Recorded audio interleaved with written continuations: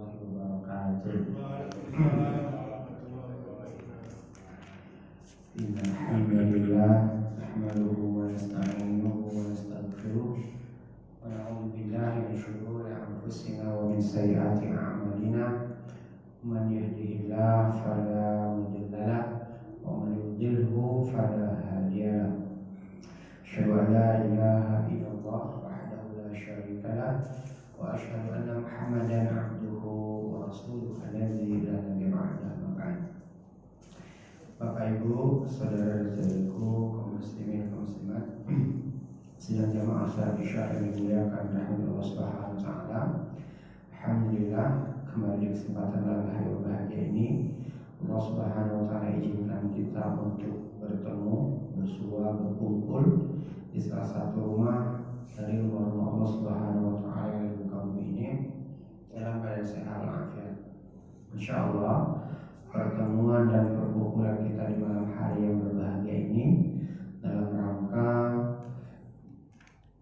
untuk mempelajari, mengkaji tentang sirah dari perjalanan kisah dari perjuangan Nabi kita yang mulia Muhammad sallallahu alaihi wasallam. Kita mempelajari perjalanan dari sejarah sirah Nabi kita yang mulia Muhammad sallallahu alaihi wasallam ini. Mudah-mudahan ini menumbuhkan di hati kita kecintaan dan menimbulkan di hati kita juga kebanggaan, kebahagiaan yang pada hari ini sebagai salah satu dari umatnya yang mulia, umat dari Rasulullah sallallahu alaihi wasallam. Mudah-mudahan dengan mempelajari sirah ini tumbuh kecintaan kita kepada Rasulullah SAW, kepada para sahabat-sahabatnya yang mulia, dan mudah-mudahan ini menjadi wasilah untuk kita semuanya bertemu dan berkumpul dengan Nabi kita yang mulia Muhammad SAW di surga. Amin ya Allah, amin ya Rahman, amin ya Rabbal Alamin. Hari ini Pak, kita akan lanjutkan pembahasan kita yaitu tentang al-ittihadatu, yaitu kendala-kendala. Ini berbagai macam kendala, rintangan, hambatan yang ditemui, yang dialami, yang dirasakan oleh Rasulullah SAW serta para sahabatnya. Nah, ini kita akan bahas ini. Mudah-mudahan ini menjadi pembahasan yang menimbulkan rasa cinta kita yang lebih besar kepada Rasulullah SAW. Bagaimana beratnya dulu dakwah beliau dalam menyebarkan risalah ini yang hari ini sampai kepada kita semuanya. Pembahasan kita adalah kendala-kendala atau berbagai macam hal yang ditemui oleh Rasulullah SAW.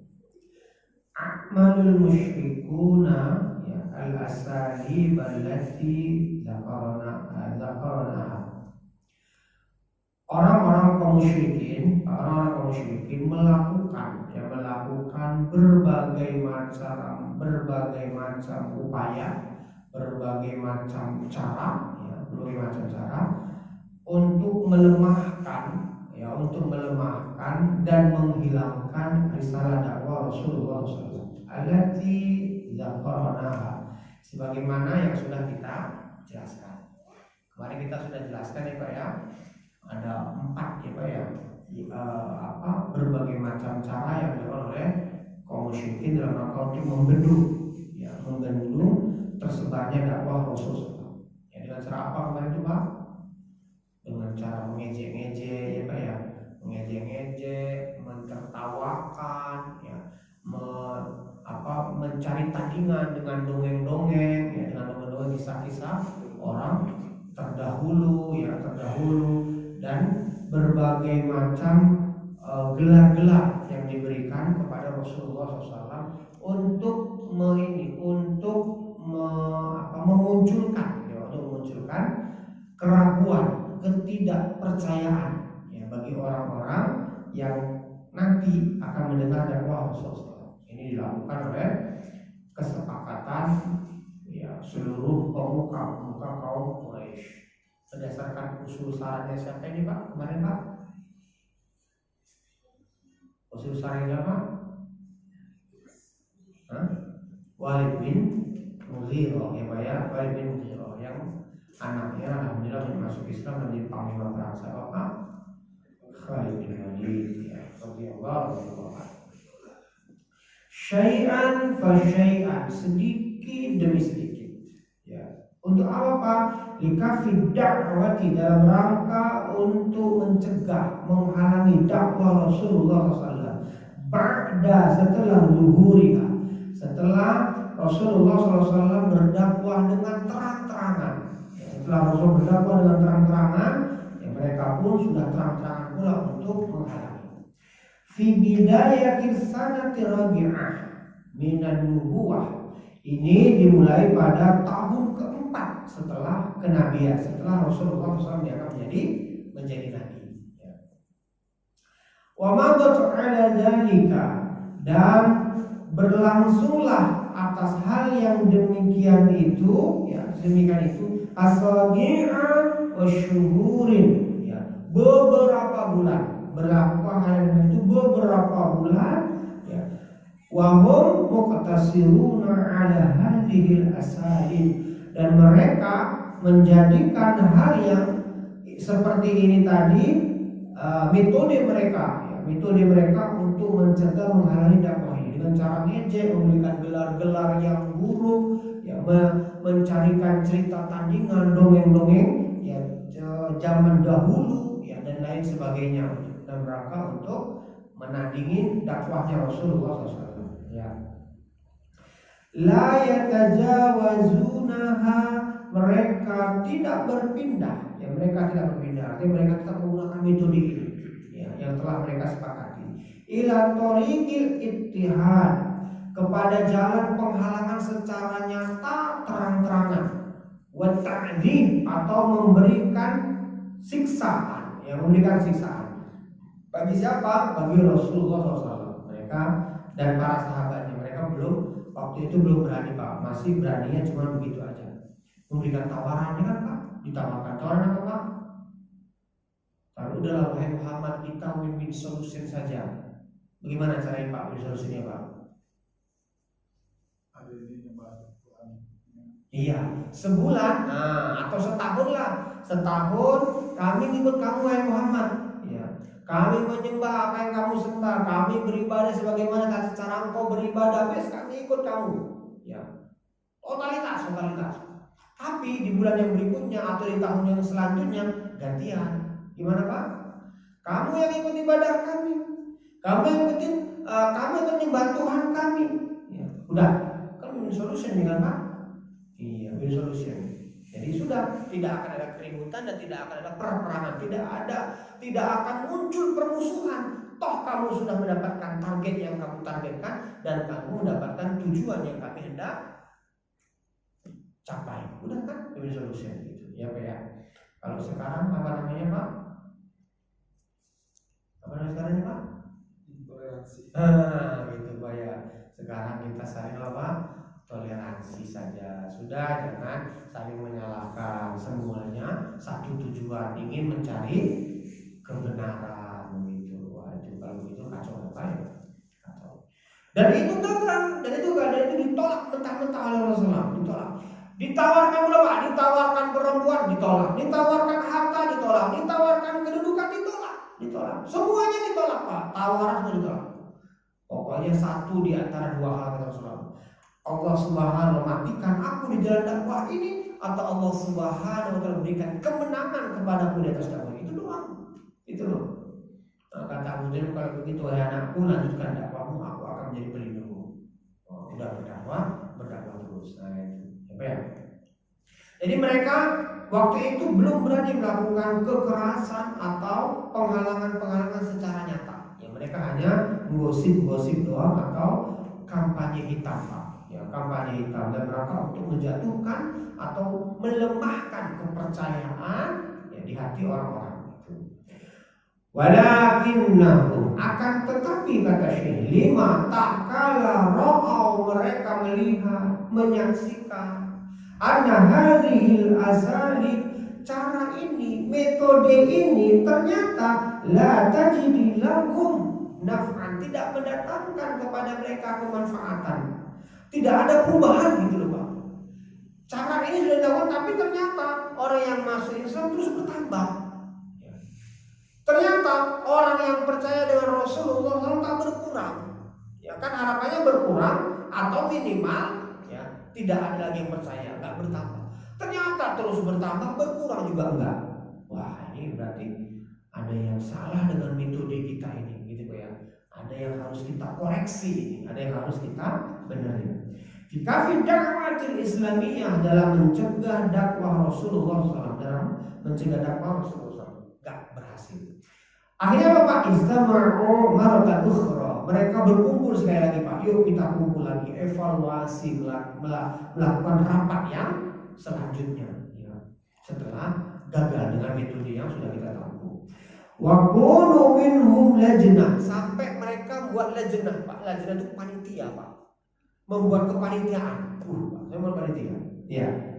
A'dauha yang mana anggotanya, pengurusnya Pak, pengurus dari lajnah ini, yang panitia ini, 25 rajulan, 25 orang laki-laki min sadati Quraisy, dari pembesar-pembesar kaum Quraisy. 25 orang dari tokoh-tokoh gembong-gembong kaum Quraisy ya. Raisuha yang mana waktu itu yang akan menjadi pemimpinnya adalah Abu Lahab. Abu Lahab Pak jadi pemimpinnya. Ammi Rasulillah SAW, pamannya Rasulullah SAW. Ini paman Pak, ya.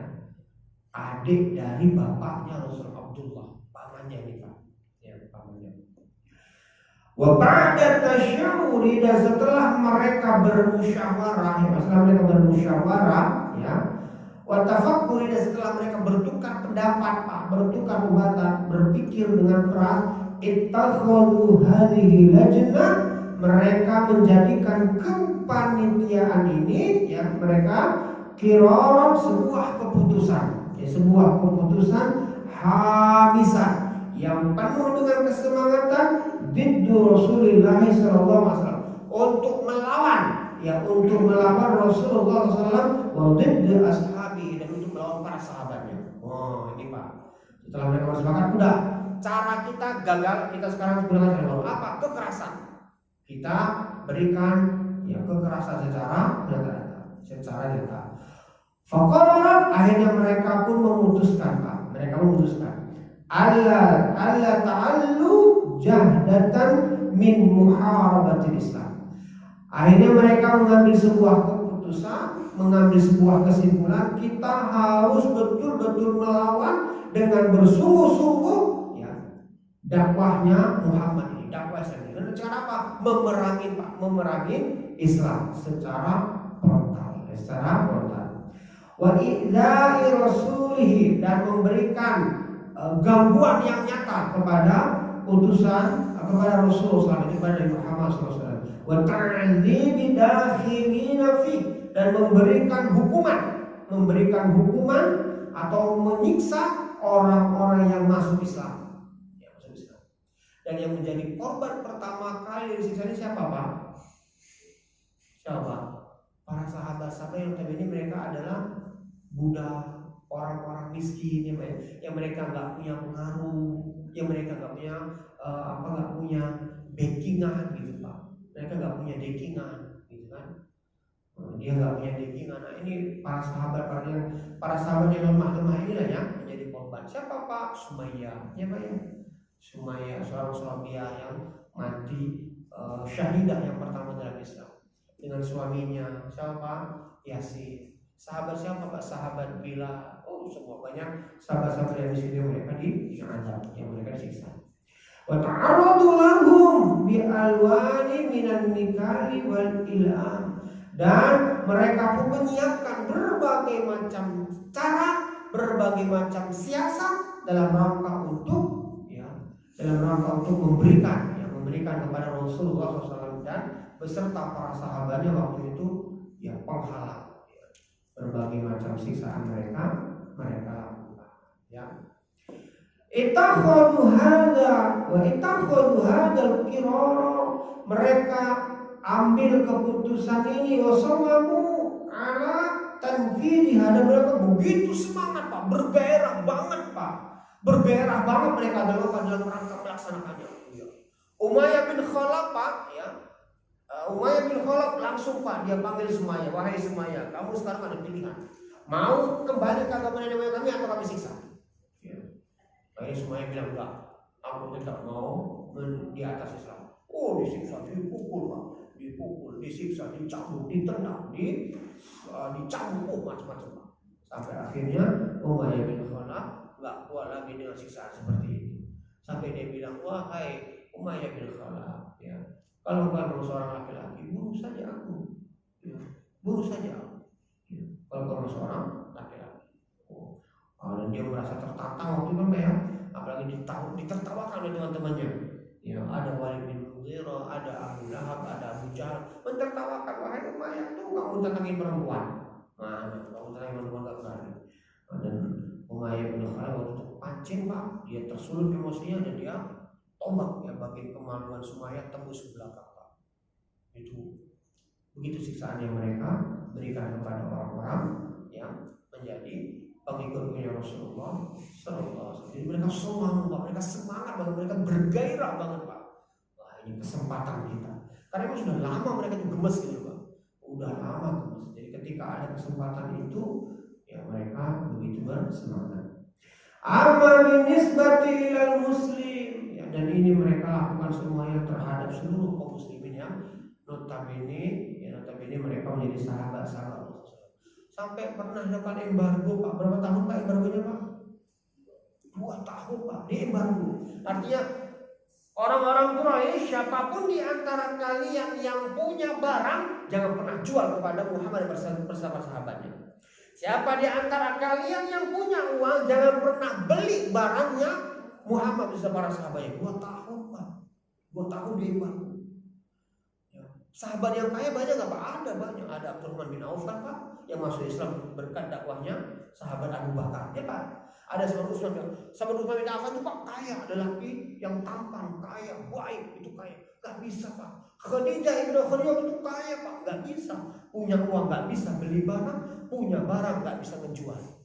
Dia embargo 2 tahun Pak. Sampai-sampai waktu itu para sahabat Pak mereka jalan pingsan. Sampai-sampai para sahabat itu Pak hanya untuk meneruskan kehidupan mereka makan apa Pak? Dedaunan Pak, rumput-rumput mereka makan Pak. 2 tahun Pak dia embargo seperti itu. Kita embargo. Itu luar biasa Pak. Ya Pak, luar biasa di embargo. Ya, jadi mereka semangat banget Pak. Ya. Wala siyama al-mustad'ifina, terutama Pak orang-orang yang lemah di kalangan para sahabat ini, mereka semangat banget Pak nyiksanya Pak, semangat banget. Ya, sahabat Bilal dijemur Pak, dibuka bajunya Pak, dijemur dengan terik matahari Pak, dalam keadaan menghadap matahari. Gitu Pak. Ya, berapa derajat Pak? 40 derajat Pak. Kita baru 32, udah 16 AC kita kan Pak. 32 Pak, 16 AC dibuat Pak. Itu kalau bisa 13 AC itu kan Pak ya. Iya, saya cuma 16 kan Pak ya. 16 Pak AC itu. Padahal cuma 32 atau 35. Itu 40 Pak. Cuma luar biasa siksaan yang mereka berikan Pak. Fakana dzalika sahlan jiddan. Karena menyiksa orang-orang lemah di kalangan para sahabat itu mudah sekali. Enggak akan ada yang belain gitu Pak. Enggak akan ada yang ngebelain. Enggak ada yang akan melarang, enggak, bebas banget mereka, bebas banget. Ya. Amma binisbati ila Rasulullah SAW, adapun terhadap Rasulullah SAW, ya mereka itu enggak berani, Pak. Kenapa? Fa innahu kana rajulun syahman. Karena Rasulullah itu laki-laki yang begitu cerdas, Pak. Cerdas, Pak. Beliau cerdas. Qauran, dan beliau adalah laki-laki yang kuat. Laki-laki yang kuat.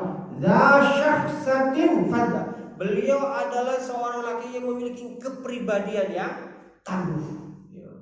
Kepribadian yang tangguh. Ya. Tata'azamahu nufusul a'da'i wal asdiqa. Yang menjadikan siapa saja yang berhadapan dengan Rasulullah SAW, apakah para sahabat atau musuh-musuh beliau itu menjadi sungkan Pak, jadi segan. Coba Rasulullah itu luar biasa. Beliau betul-betul laki-laki yang sangat wibawa. Jangankan para sahabat, Pak, musuh saja para sahabat suka segan sama beliau. Wajar ya Pak ya? Wajar nggak Pak? Wajar. Tapi musuh saya itu suka segan sama beliau Pak. Ya, beliau begitu berkarisma Pak. Rasulullah begitu karisma.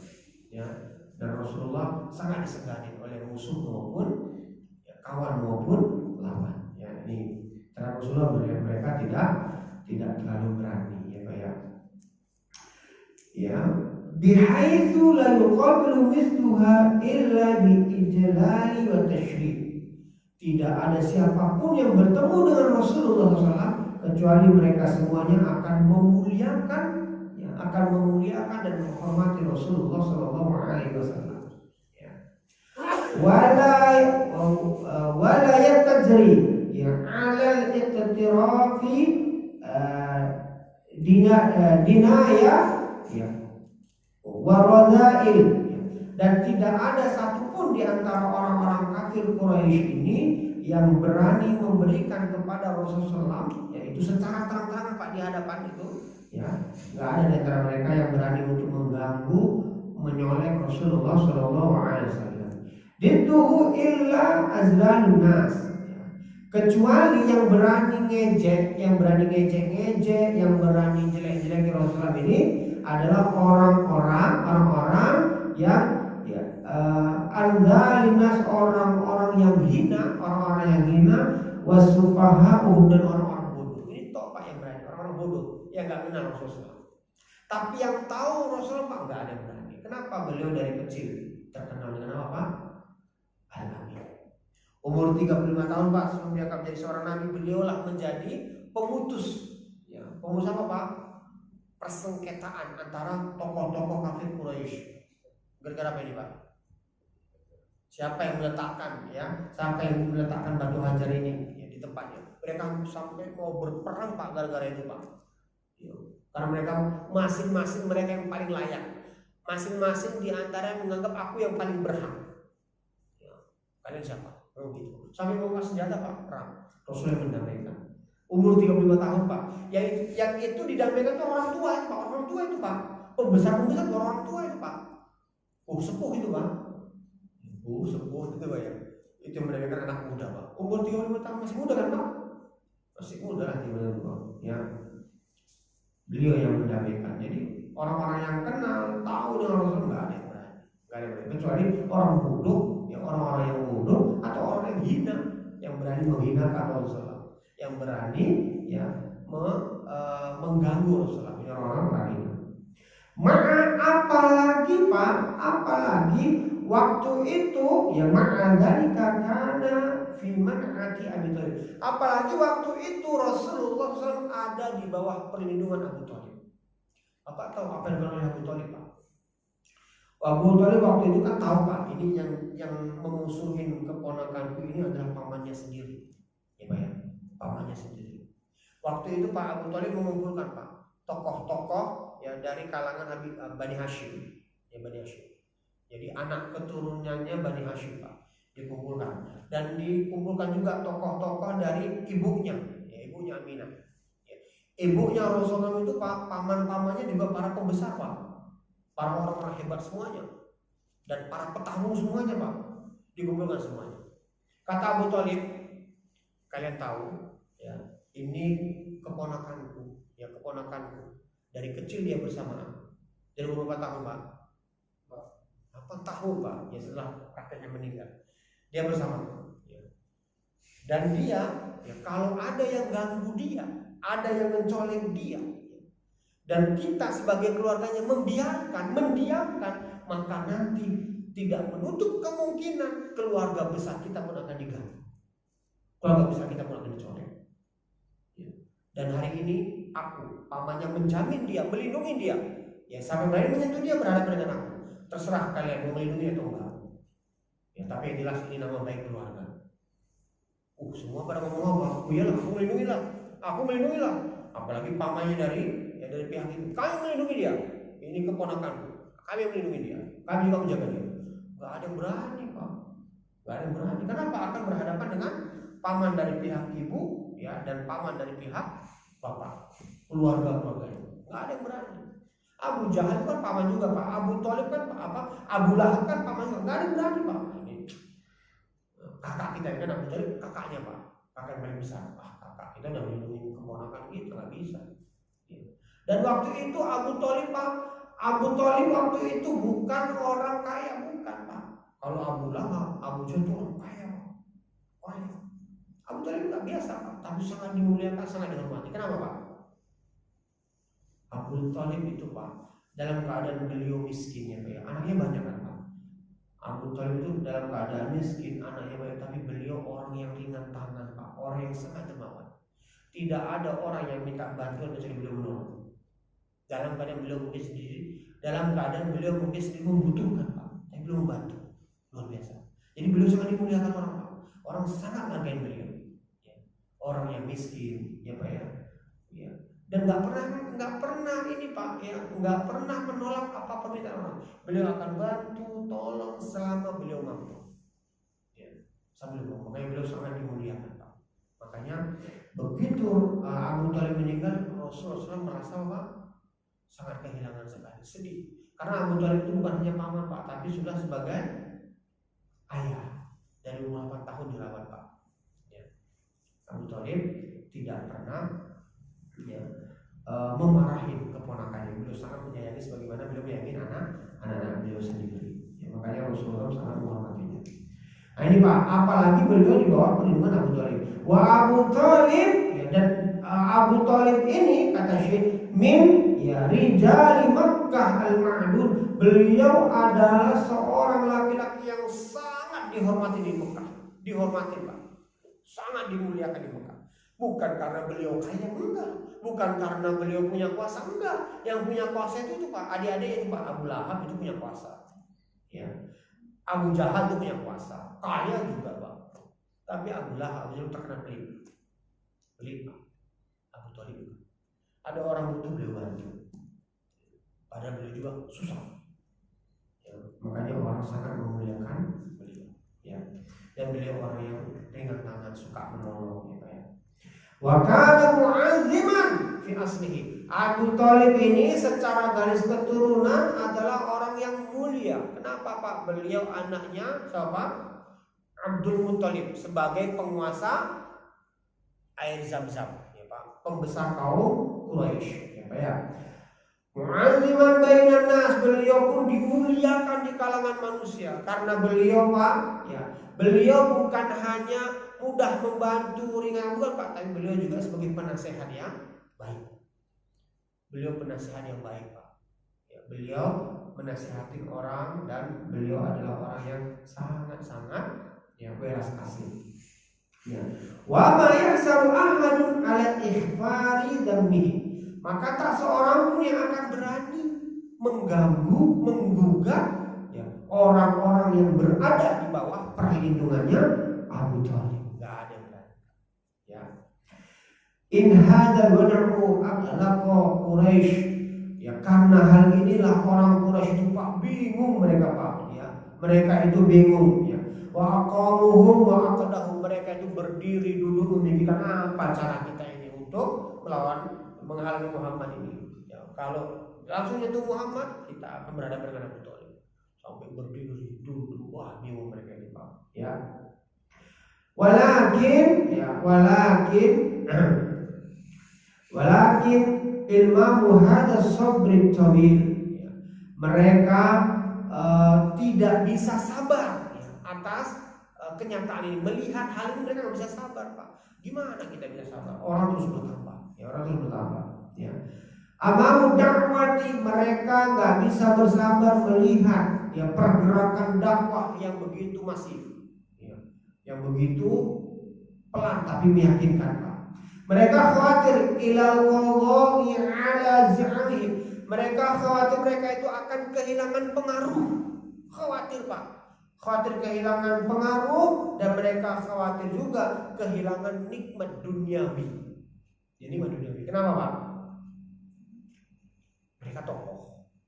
Mereka tokoh dan mereka banyak mendapatkan apa Pak? Upeti, gitu Pak. Zaman Belanda. Zaman kita apa namanya Pak? Pajak ya. Zaman Belanda namanya upeti Pak. Ya, upeti itu ya kepada yang dijajah. Kalau sekarang namanya pajak ya Pak ya. Kepada ya, kasihan mereka Pak, berat banget tugas mereka itu Pak. Beras aja 12 juta per bulan kan Pak ya. Berapa 12 juta? Kos-kosan aja 50 juta kok mahal banget. Kasihan mereka. Begitu berat beban hidup mereka Pak. Ya. Kita harus sedikit memberikan empati gitu Pak ya. Begitu berat beban hidup mereka. Iya Pak. Berasnya 12 juta per ini Pak. Per bulan itu Pak. Itu masih makan berapa ratus orang kan Pak? Kasihan jadi begitu berat beban hidup mereka itu, jadi sampai ketiduran loh mereka itu Pak, memikirkan nasib bapak itu loh Pak. Makanya kita harus berikan empati yang besar kepada mereka. Ya saya kasihan sih Pak, kalau bapak tega banget Bapak. Kalau saya kasihan Bapak berat banget sampai ketiduran. Makanya ketika mereka agak joget-joget itu untuk menghibur diri loh Pak, dengan penat yang selama ini mereka rasakan, lelah letihnya gitu kan Pak ya. Iya udah bapaknya terlalu ini. Berempati sedikit Pak. Wabadaku ya iktida'atu dzikrin Nabi sallallahu alaihi wasallam. Nah, mereka pun mulai Pak menceritakan bagaimana cara melawan Rasulullah SAW. Ya. Wa ala ra'sihim Abu Lahab, dan mereka memilih ya menunggu pendapat pemimpin mereka. Siapa Pak? Abu Lahab. Abu Lahab gimana? Kamu kan pamannya. Gimana? Apa yang kita lakukan? Abu Lahab juga mikir nih Pak, ya ini kalau aku terlalu frontal menghadapi keponakanku, aku akan berhadapan dengan kakakku, gitu Pak ya, dengan saudaraku, gitu ya. Akan tetapi waktu itu Pak Abu Lahab udah nggak mikir lagi Pak. Waqad ittakhadhu ya mauqifahu ala ya hada min Rasulillah sallallahu alaihi wasallam. Dan Abu Lahab Pak, ya mereka adalah Abu Lahab itu Pak dari awal mula dakwah Rasulullah SAW, mundu yaumin awal dia itu memang sudah memendam kebencian dan kemarahan Pak kepada Rasulullah SAW. Kapan ini Pak?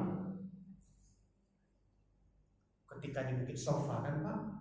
Ketika Rasulullah ngomong, wahai kaum Quraisy, ya, wahai Abu Manaf, wahai Abu Thalib, apakah wahai Abu Hashim, wahai Bani Hashim, apakah kalian percaya kalau hari ini kukatakan ada musuh di balik bukit ini yang sedang mempersiapkan senjatanya untuk menyerang kalian? Percaya kan Pak? Percaya. Sampai akhir Rasulullah mengatakan, ku ajak kalian untuk menyembah Allah. Apa kata Abu Lahab? Tabbat laka ya Muhammad, celaka engkau wahai Muhammad. Alihada jama'atana, apa hanya untuk urusan ini kau kumpulkan kami? Wailaka, celaka engkau wahai Muhammad. Nah itu kan Pak. Jadi dari awal saja Allah sudah benci Pak. Ya, sudah benci. Ya, ini paman yang sudah enggak senang dari awal Pak.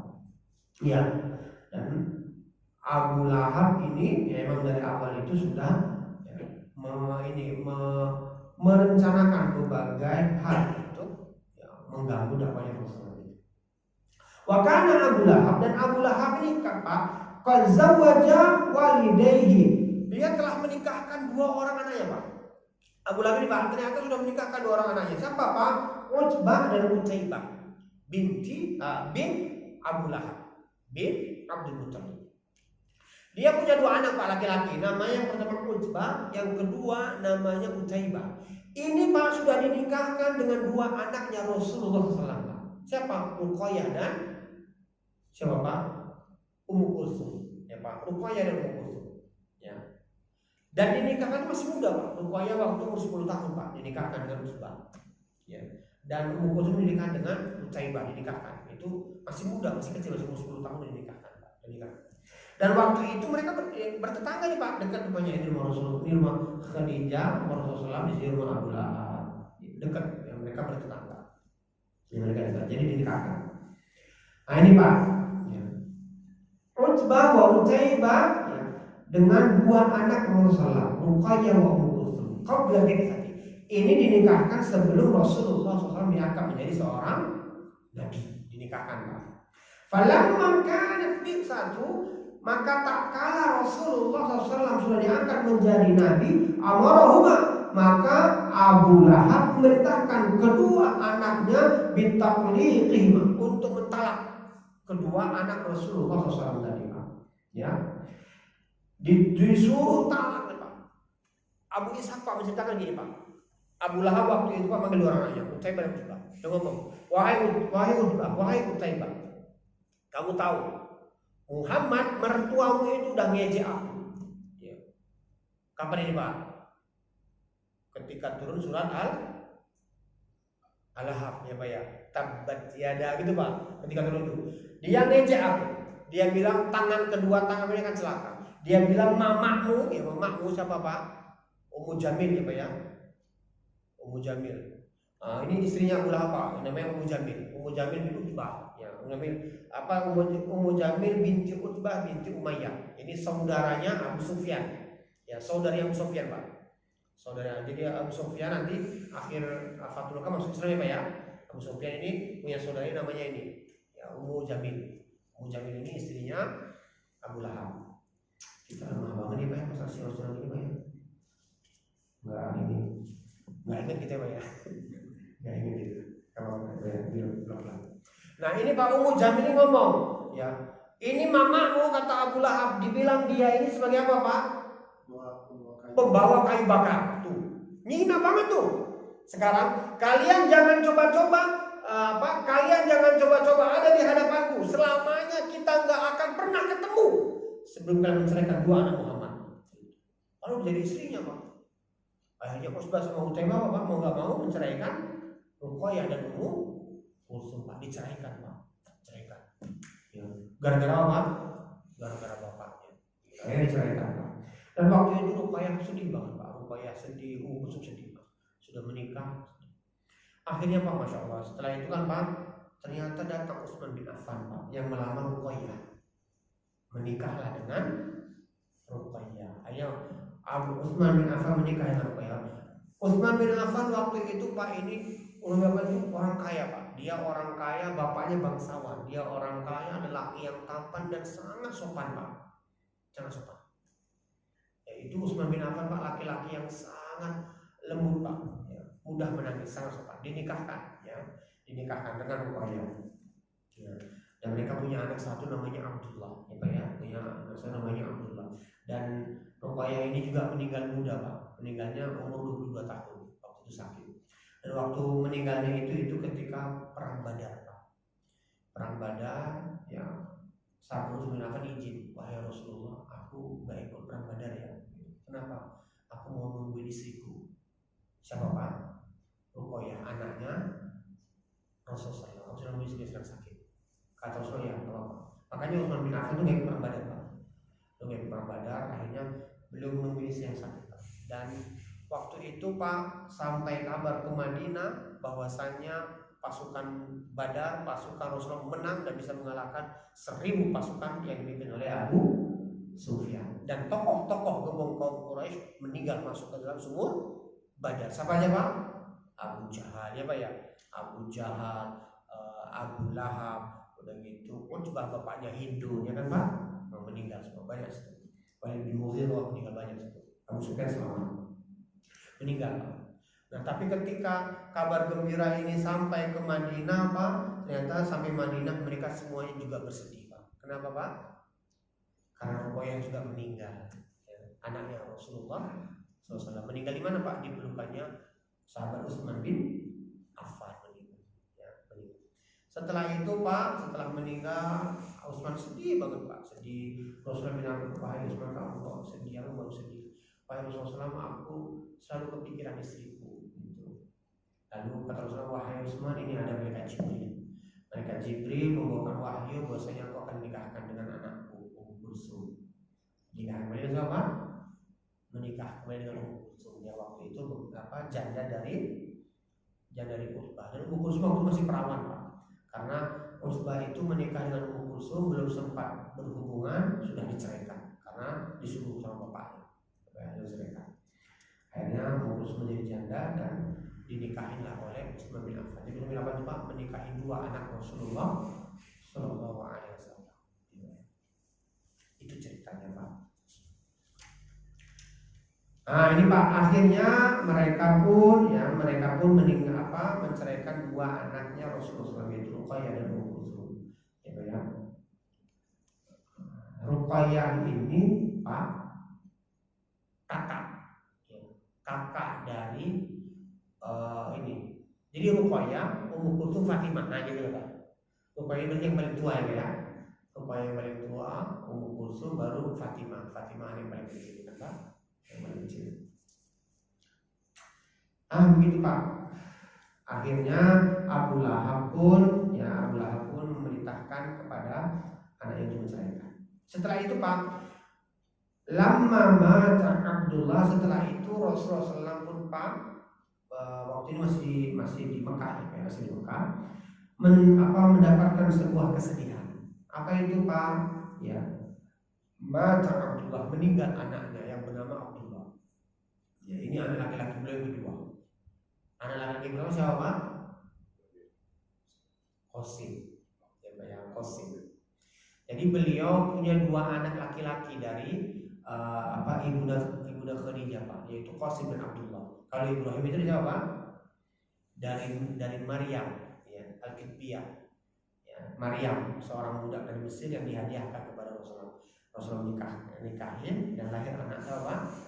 Ibrahim. Meninggal juga Pak. Jadi beliau punya anak 3 laki-laki, yaitu Qasim, ya, Abdullah dan Ibrahim. Semuanya meninggal Pak. Meninggal ketika masih usia belia, masih kecil, masih bayi Pak, meninggal. Ya. Nah ini Pak. Jadi ketika meninggal anak beliau yang kedua si Abdullah Pak, ya, waktu itu Abu Lahab kan tetangga Pak. Abu Lahab kan tetangga. Dia tahu nih Pak, dia tahu. Ya istabsyara Abu Lahab. Abu Lahab begitu senang banget Pak. Lihat Pak. Ya. Jadi keponakannya punya anak laki-laki dan meninggal dunia, pamannya senang Pak. Ini kurang ajar kan mereka. Pamannya senang, bahagia banget Pak. Ya. Lalu wahawalu ila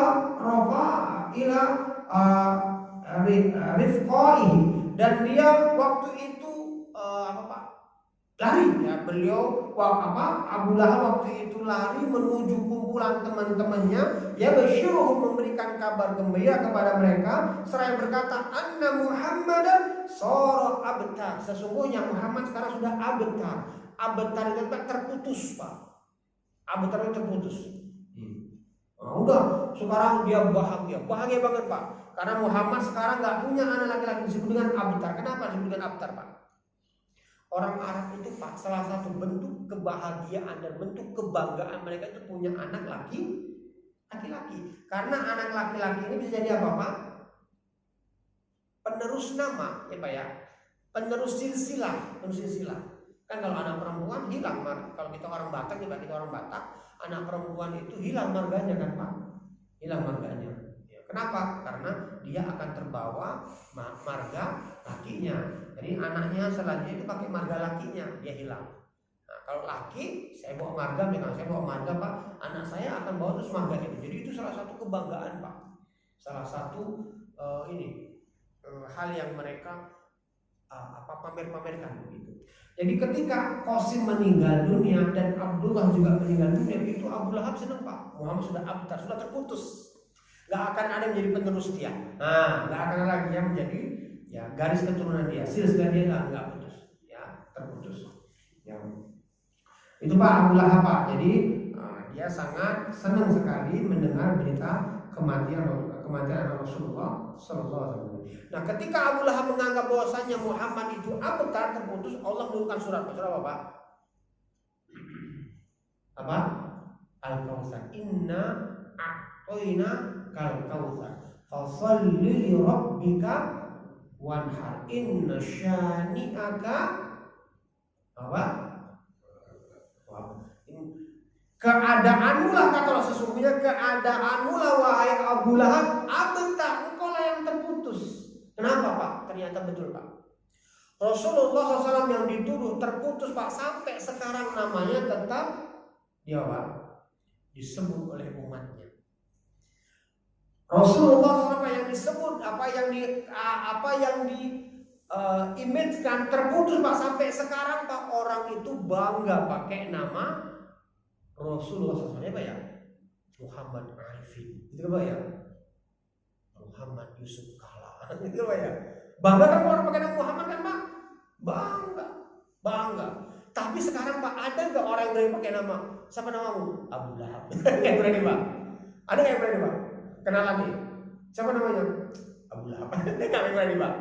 Nggak ada. Jadi kata Allah, kamu yang terputus, kata Allah Pak. Kamu yang terputus. Terbukti sampai sekarang Pak. Sampai hari kiamat nanti nggak akan ada sestres-stresnya manusia memberi anak memberi nama kepadanya Abu Lahab. Nggak ada Pak.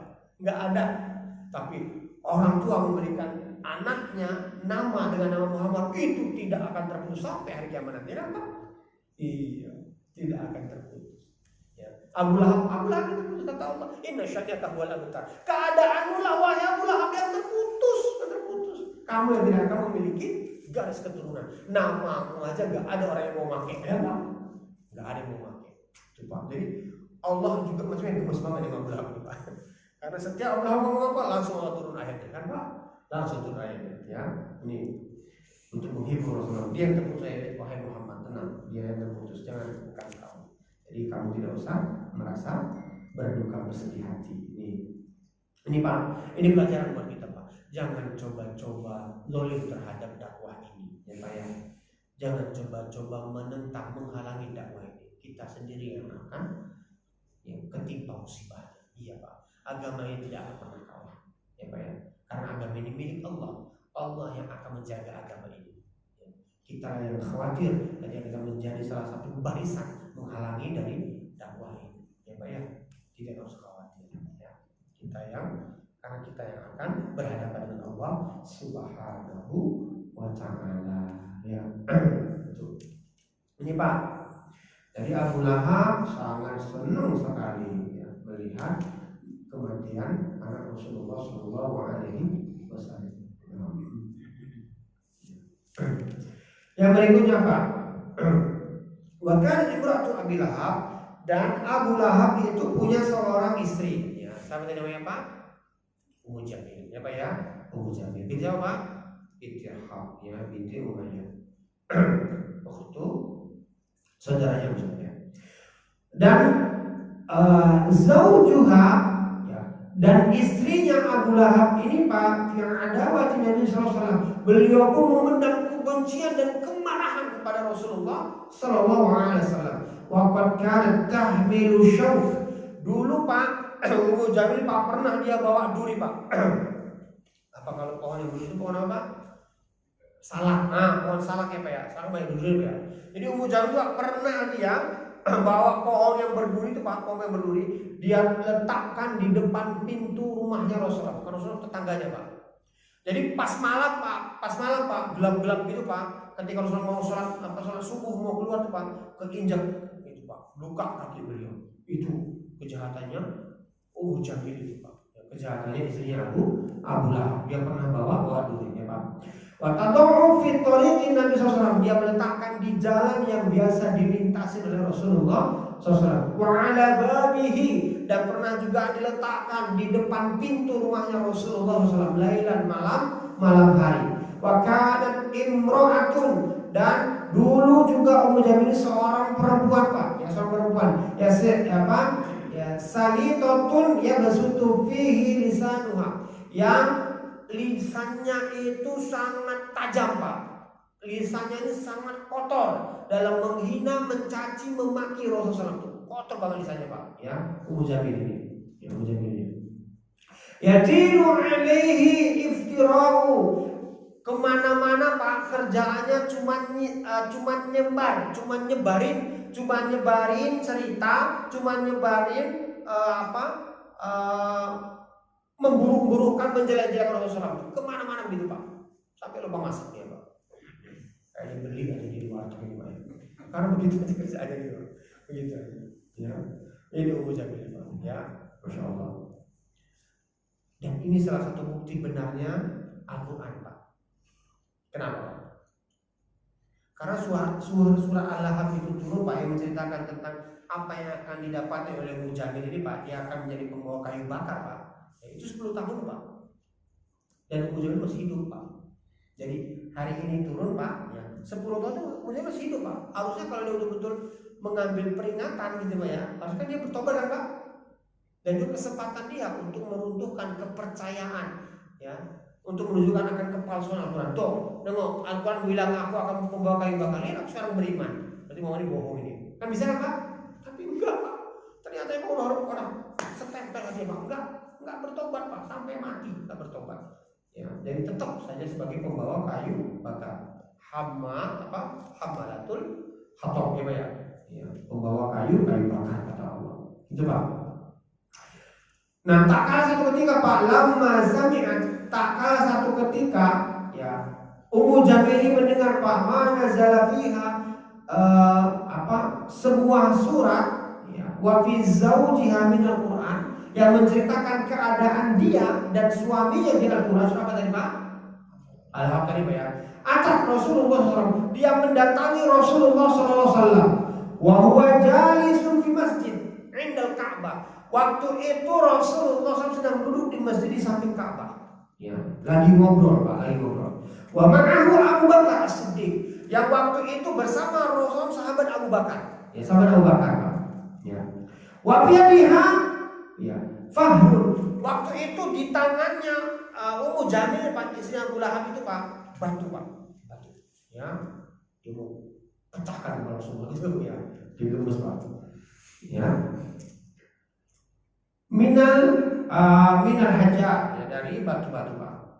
Falamma waqafat alaihima, tak kala Ummu Jamil tadi sudah sampai ya di hadapan Rasulullah dan Abu Bakar, akhadallahu bi basriha, Allah Subhanahu menutupin pandangannya Ummu Jamil an Rasulillah SAW, dari Rasulullah SAW. Fala tara, maka Ummu Jamil tidak melihat illa Abu Bakar, kecuali hanya Abu Bakar. Padahal ini Rasulullah yang bakar Pak. Ummu Jamil nggak bisa melihat Rasulullah SAW Pak. Yang dia siapa? Sahabat Abu Bakar Pak. Dia ngomong sama Abu Bakar ya. Aku ada berkata sama Abu Bakar. Ya Abu Bakar, ya Abu Bakar, wahai Abu Bakar. Aina sahibuka? Di mana sahabatmu? Abu Bakar heran Pak. Hah? Ini orang yang lagi samping. Heran Abu Bakar Pak. Melongo gitu Pak. Terperangah gitu Pak. Lihat dia Pak. Waqad balaghani annahu yahujuni, sungguh telah sampai berita kepadaku Muhammad itu menghina aku. Dia bilang aku itu pembawa kayu bakar. Mana dia? Ya. Tutup pakai batu ini gitu ya. Padahal Rasulullah ada di bawahnya Pak. Ini yang menjaga di atas. Rasulullah di bawahnya. Dan Abu Bakar ini heran-heran Pak. Heran. Ya. Dan Abu Bakar ketika Ummu Jamil ngomong seperti ini Pak, Abu Bakar menjawab, wallahi demi Allah, walau wajadtu, aku gak temukan, ya, aku gak temukan sebagaimana kamu persangkakan, ya, betul memang kamu istilahnya Abu Bakar itu malah paling betul memang kamu bakar, gitu Pak, betul. Apa kata Ummu Jamil Pak? Ya, kata Ummu Jamil waktu itu Pak, apa kata Ummu Jamil Pak? Ya, kata Ummu Jamil innaka sadiquka, memang kamu selalu benar-benar apa kata dia gitu Pak. Sakit sebenarnya kamu ini selalu benar-benar apa kata dia gitu. Lalu apa kata dia Pak? Wallahi demi Allah ya, law wajadtu, seandainya aku temukan Muhammad hari ini, la darabtu bihadza fahri fahu, aku akan sumpal mulutnya dengan batu ini Pak. Sumpal mulut dengan batu ini gitu. Ya. Mana dia? Enggak ada gitu ya. Waktu itu Pak, ya apa kata Abu Bakar Pak waktu itu, dia ngomong kepada Rasulullah, ya Rasulullah, ya Rasulullah, ya amma taroha, apakah dia nggak bisa melihat kamu? Ya, apa kata Rasulullah Pak? Mara'aituni laqad akhadallahu bi basriha anni. Dia nggak bisa melihat aku wahai Abu Bakar karena Allah Subhanahu wa taala telah menutupi pandangan matanya untuk melihat aku. Untuk melihat aku. Nah ini Pak, ini menunjukkan betapa Rasulullah SAW memang dijaga oleh Allah Subhanahu wa taala. Jadi rencananya Ummu Jamil gagal, ya. Gagal. Padahal beliau sudah datang dengan penuh kemarahan, dengan penuh kesemangatan. Udah mau bantu loh Pak, mau tak sumpah mulutnya pakai ini, gitu Pak ya. Seandainya dia bisa melihat Rasulullah SAW Pak, dan Rasulullah SAW waktu itu Pak dilihat oleh Ummu Jamil Pak, dan betul-betul Abu Jahal ini menyumpal mulutnya Pak, kira-kira Rasul melawan nggak Pak? Melawan nggak Pak? Enggak, Rasul nggak akan melawan Pak. Allah tahu Pak, Rasul nggak akan melawan. Nggak akan melawan Pak. Kenapa? Karena Rasul nggak pernah, ya tidak akan pernah mau menyakiti perempuan. Nggak pernah. Makanya Bapak jangan coba-coba menyakiti perempuan. Ya. Rasul nggak lupa. Rasul berkata begini Pak, khairukum li ahli, wa ana khairukum li ahli. Orang yang paling baik di antara kalian adalah orang yang paling baik terhadap keluarganya, dan aku adalah orang yang paling baik terhadap keluarga. Ya Pak ya. Ibunda Aisyah ngomong Pak, Rasulullah SAW nggak pernah marah, ya, nggak pernah marah. Jangankan main fisik Pak, ya, marah saja nggak pernah marah menyakitkan hati, nggak pernah. Ya. Rasulullah kalau marah cuma kelihatan wajahnya merah, ya beliau pergi. Ya. Dan Rasulullah SAW nggak pernah ngomong itu nyakitin hati. Ya kan Pak? Kalau kita ngomongnya sedikit tapi langsung menusuk, ya Pak ya, langsung menusuk. Gitu Pak. Makanya Allah tahu Pak, Allah tahu Rasulullah nggak akan ngelawan. Ya, saya ini sumpah pakai batu Rasulullah nggak akan ngelawan. Makanya Allah tutupin matanya Abu Jamil, ya, supaya tidak bisa melihat Rasulullah Sallallahu Alaihi Wasallam. Ya Pak ya. Ini mungkin Pak yang kita sampaikan. Alhamdulillah kita bisa membahas dan insyaallah kita lagi tentang apa saja yang akan dirasakan oleh Rasulullah dari kendala-kendala ya dalam mengemban salat dakwah ini. Wassalamualaikum warahmatullahi wabarakatuh. Ada pertanyaan Pak? Mau bertanya?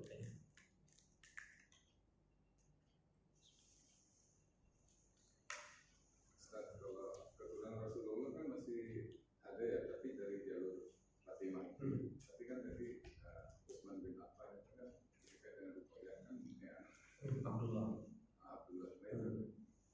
Apakah terputus juga? Enggak Pak, enggak. Sampai sekarang tetap ada Pak. Sampai sekarang tetap ada. Makanya di Mekah itu banyak Pak. Tapi yang terkenal kan jalurnya Hasan Husain itu. Itu yang terkenal siapa yang terkenal Pak? Orang Syiah. Orang Syiah kan hanya mengakuin ahli bait itu hanya dari keturunan Ali. Karena mereka mengkultuskan sahabat Ali. Padahal enggak. Padahal ada juga siapa? Ruqayyah kan Pak, punya anak Abdullah. Ya, ada. Cuma mereka hanya mengusulkan dari itu. Dan ahlul bait itu Pak, itu adalah semua keturunan Rasul, semua dari keluarga besar Rasul yang beriman, itu semua ahlul bait itu Pak. Jadi tidak hanya khusus dari keturunan Ali saja, enggak. Ya. Ada juga dari keturunan siapa Pak? Ja'far kan Pak. Ya. Ja'far juga kan punya itu. Ya, itu keturunan juga Pak. Banyak. Ada juga siapa Pak? Ada juga dari keturunan dari siapa? Keturunan dari sahabat Rasul juga Pak, yang dia ahlul bait juga Pak. Dari Hashim, keluarga Hashim, banyak Pak, banyak. Sampai sekarang masih ada. Dan di Mekah Madinah itu banyak Pak keturunannya itu. Dan mereka tidak seperti kita yang begitu mengkultuskan gitu Pak. Mereka biasa saja, bahkan mereka malu kan Pak. Malu. Kenapa? Mengaku keturunan Rasulullah tapi sangat jauh dari ajaran kakeknya. Mereka malu. Kalau kita kan bangga. Mereka nggak menunjukkan Pak.